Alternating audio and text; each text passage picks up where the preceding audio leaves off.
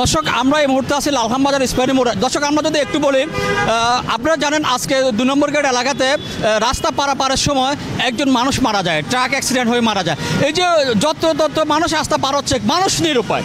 একটা ফুট ওভারব্রিজের খুব প্রয়োজন, লালখান বাজার একটা ফুট ওভারব্রিজের প্রয়োজন, লালখান বাজার টাইগার বাসে একটা ফুট ওভারব্রিজের প্রয়োজন, আগ্রাবাদ এলাকাতে একটা ফুট ওভারব্রিজের প্রয়োজন, তারপর ওয়াসার মোড়ে একটা ফুট ওভারব্রিজের প্রয়োজন, জিসিতে একটা ফুট ওভারব্রিজের প্রয়োজন। যেখানে ফুট ওভারব্রিজগুলো নেই সেজন্য মানুষ রাস্তার একটা টার্জেন মুখে, যেমন টার্জেনমুখী হয়ে মানুষ যেভাবে রাস্তা পার হচ্ছে। দর্শক আমরা যদি আপনাদেরকে বলি, এই যে মানুষ রাস্তা পার হচ্ছে, যে কোনো মুহূর্তে হতে পারে দুর্ঘটনা, যে কোনো তাদের অঙ্গহানি হতে পারে, যে কোনো তারা অ্যাক্সিডেন্টের শিকার হতে পারে। কর্তৃপক্ষ আশা করে যথাযথভাবে এটা মূল্যায়ন করবে, এখানে একটা ফুট ওভারব্রিজের ব্যবস্থা করবে।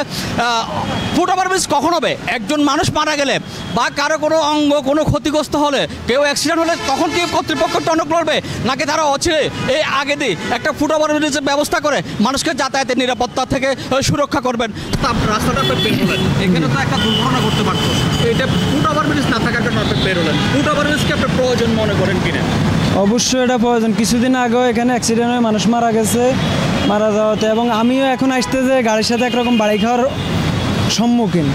অতএব এখানে একটা ফুট ওভারব্রিজ একবারে আমার মতো ফরজ আইনের মতো, মানে এটা হওয়াটা বাধ্যতামূলক। অনেকগুলো মানুষ এই যে যাতায়াত করতেছে বা আমরাও সবসময় আসা যাওয়া করি, এখানে ব্রিজটা হওয়া মানে সাধারণ মানুষ হিসাবে আমি একজন মানে সব টাইম পথ ছাড়া পারাপার হয়ে হিসাবে একদম জরুরি ভিত্তিতে একটা ব্রিজ এখানে প্রয়োজন।